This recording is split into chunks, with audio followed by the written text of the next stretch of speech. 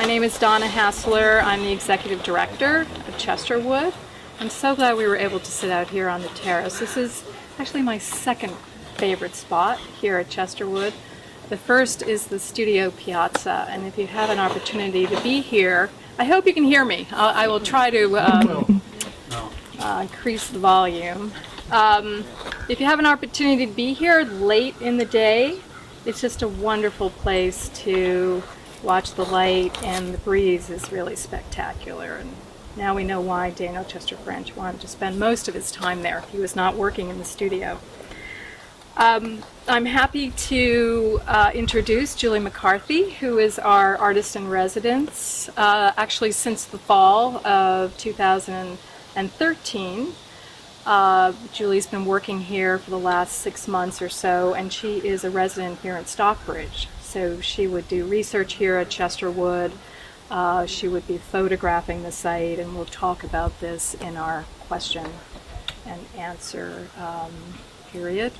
And she also did some research up at Williams College, where the Chesterwood archives are located in the Chapin Library.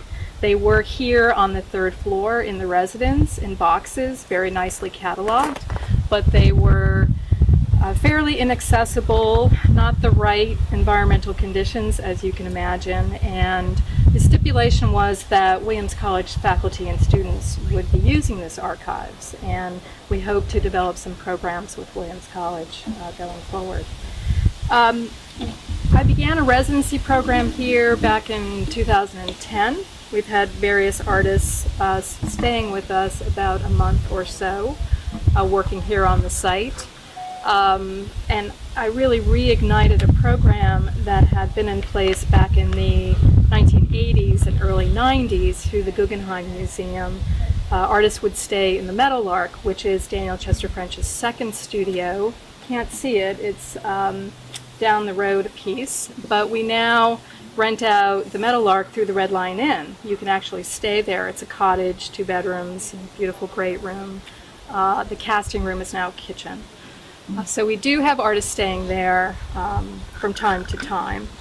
But the program itself, probably because of funding, fizzled out in the 90s, but I felt it was really important to have artists here working on the site for their own benefit, enjoyment, and inspiration, both the property and Daniel Chester French's work, but also to have a public component where artists would interact with visitors to Chesterwood. And going forward, our vision for Chesterwood is to become an artist residency center where we will have artists actually staying in the house, and they'll be working here on the grounds, possibly in the studio and various other buildings, but there will be a public component to the residency program. So there'll be demonstrations, conversations, classes, that sort of thing. We've finished rehabbing the studio last year. We've opened it this year to the public, and we're raising funds right now to rehabilitate the residence. So far we're halfway there. So I'd love to talk to you about what we'd like to do in the residence. Julie. Julie McCarthy, before her residency at Chesterwood, she worked on a Stockbridge-based project called the Stockbridge Woman Project, which was a series of interviews conducted by Judy Spencer with photographic portraits by the artist of 6 Stockbridge women who had influenced the town in the areas of politics, the environment, the arts, community service, agriculture, and the economy. The artist's black and white photographs can be seen on the lower level of the town hall in Stockbridge. Julie also worked on her Edna St. Vincent Millay project in Austerlitz, New York, which was similar to her later exploration of Margaret French Crescent at Chesterwood, where she photographed Millay's house for a year to create a portrait of the poet. My first question to Julie is, as an artist living in the region, what were your initial impressions of Chesterwood before you began your residency here? Can I preface that Yes. with thanks before I'm Absolutely. so afraid I'm going to forget to thank everyone. Thank you, Donna, and Chesterwood, and the National Trust for Historic Preservation, the Stockbridge Cultural Council, Cassandra Fine Art, who printed all my work and framed all my work, Terry Wise, who sewed my pillows, and I'm grateful to each and every one of them. So, we moved here 30, I'm looking for my husband, 5 years ago, 6 years 35. ago. And early on when we moved here, we would come and bring friends, and at that point you couldn't go on the upper floor. But I loved the house, and I love people's houses in general, and I loved the studio.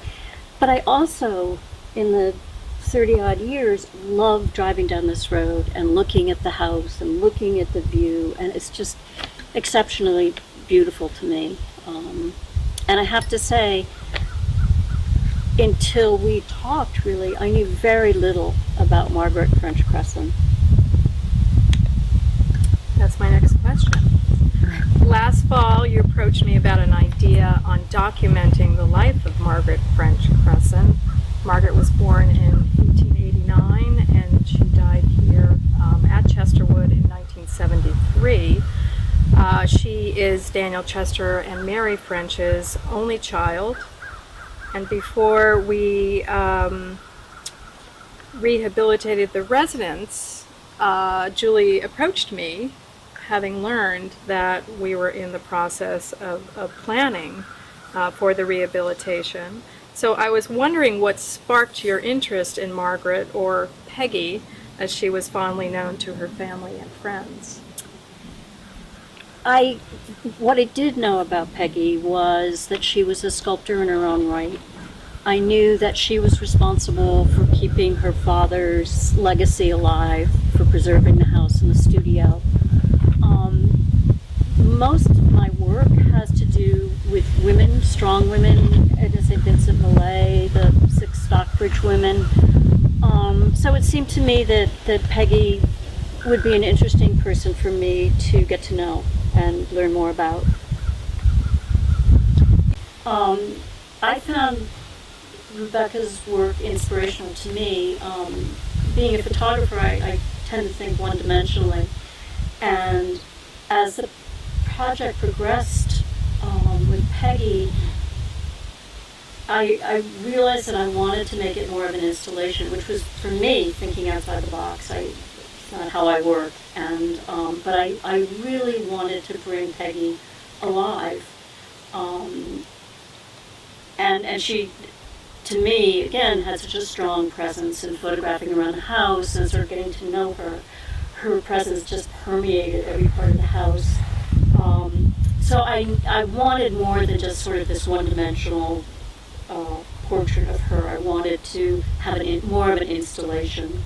And Rebecca was responsible for that. I really, mostly in the winter months when I was trying to figure out how this would look, I thought, Rebecca, things don't have to be just on the wall. And That's interesting.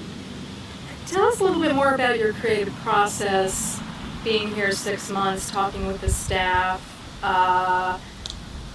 having the opportunity to be in the residence on your own, going to Chapin Library to review the archives.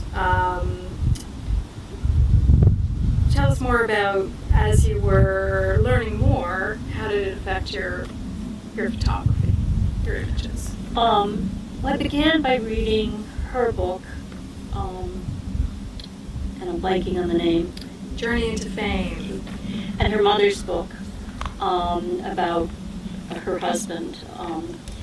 And if you read Journey into Fame, you get a sense of Margaret, who she was, and her relationship to her father. She talks about herself in the third person a lot.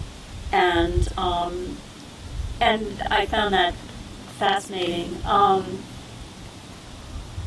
because I knew so little about her, and because I had come from Edna St. Vincent Millay, who was brilliant but a little self-destructive, and I knew right away that Edna St. Vincent Millay was going to be shot in black and white. It was because of the moodiness and the way the house looked, and black and white just suited Millay. And so when I was thinking about Margaret, I sort of wanted to get beneath the surface, and I got frustrated sort of at every turn, and I photographed everything in the house. I mean, we just spend days just photographing artifacts. But at some point, I realized that Margaret was telling me something, that she had a facade, and it's partly generational. It's a generation where you don't talk about cancer, or you present this public facade, and Margaret, that's what she did. And I think the way her life had some disappointments and some sorrows. Her father and her husband died within a year of each other. She had a stillborn child, and I think that she chose to cope with all of these disappointments by surrounding herself with beauty. She loved to dress well. She loved the color pink. She has a crown over her head. I don't know if you've been to the house and seen it, and cherubs over her dressing room table. She had a very strong sense of beauty. And then I was reading, I can't remember where I saw it, I don't know if you found the reference, but her father called Chesterwood an Oasis of Beauty. And when I saw that, it just clicked. That's what I'm going to focus on, Margaret's layers of beauty. That's who she was, how she wanted the world to see her, and far be it from me to dig deeper and go places that she really didn't want people to go. And so I think her father definitely the aesthetic of beauty, and on his gravesite, Daniel Chester French and his wife Mary are buried in Concord, Massachusetts, and Peggy designed the gravesite. It's just a flat slab of stone, but on it is engraved a heritage of beauty, and this wonderful laurel wreath with what looks like two ribbons, but it's actually two sculpting tools. So they definitely delight in beauty and surrounding themselves with beauty. When you were opening the drawers and the closets in the residence, and Julie would tell me from time to time what she found, how did you decide what you would photograph in the various rooms of the house? And what did you discover that really surprised you and informed your later decisions about your photography work as well as in installation? the first part of the question was when I began, I photographed everything. Totally, I didn't censor myself at all because I really didn't know what the shape or the look of the project would be. And later, as I realized what the focus was, I started photographing objects that I think either described her or were objects of beauty just in and of themselves. The most surprising thing, and I have to go back to Edna for a second, and I hope you don't think I'm too far out there, but one of the last days I was photographing at Millay's house, I had read Savage Beauty and Whose Lips These Lips Have Kissed, and somewhere in there it talked about how she had this long red braid, and when she turned 18, she cut it off, and it stayed in my head, but I didn't think anything of it. Last day I'm photographing, and in that house, the director had to be downstairs. And he never said don't open anything, but I was self-conscious and I didn't. But it was the last day and I thought, well, I'm going to go for broke. And I opened this drawer in her bureau. There's a little blue box and there's the red braid. Mm-hmm. So it was sort of a gift from Edna. So I'm winding down on this project and I asked Donna where her clothes were because I had seen all these photographs of her in these beautiful gowns and fur-collared coats, and to me that was part of her beauty, and it was missing. And I think you said it up at the Berkshire Museum, and I called them, and I wasn't there, and I was so disappointed. And one of the last few times I was here, I went up into the attic, which I love because it's just wild wallpaper. But there was a closet, and I opened the closet, and there were all her clothes, this gold lame dress and this coat with the fur collar, her shoes. She must have had 18 little, what do they call them? Bed jacket, frilly pink, of course. Bed jackets, and it was, thanks, Margaret. How did you decide what images to select for an exhibition in the 2 former bedrooms of the household staff in the residence? I think I edited it based on, again, that sense of beauty. Whatever I thought added to that sense, it brought her more alive. The photographs, and I've said this to some of the people that came up, that I particularly enjoy, again, because for me it's stepping outside of the box, are the ones in this room where I feel like I'm having a conversation with Margaret. And playing with the idea of beauty. There's one where she's an older woman looking down at herself as a young woman, and there's another where she's sort of tipping out of the mirror over her dresser and looking into her own mirror. And those were really fun for me to do, and I felt that I really was having sort of a back and forth with her. Lastly, having lived with your subject, so to speak, up to the actual installation of your photographs and pillows, I might add, in the residence, what are your lasting impressions of Margaret at Chesterwood as seen through your artist lens? At first I think I was disappointed that I was sort of being kept at arm's length, that she seemed almost frivolous. And by the end of the 6 months or however that I spent with her, I came to really respect her. She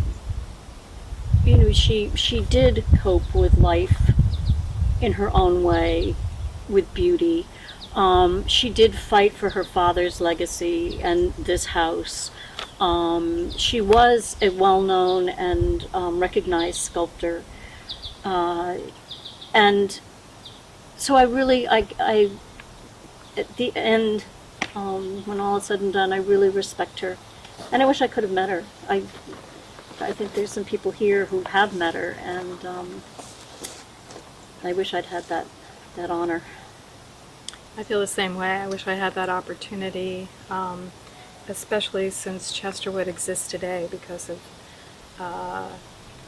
her efforts to preserve the legacy of her father, but interestingly enough, her legacy also remains because of her efforts to preserve and protect this place, and to look to an organization like the National Trust for Historic Preservation to be the good stewards of this property and to keep the buildings and the grounds open for visitation.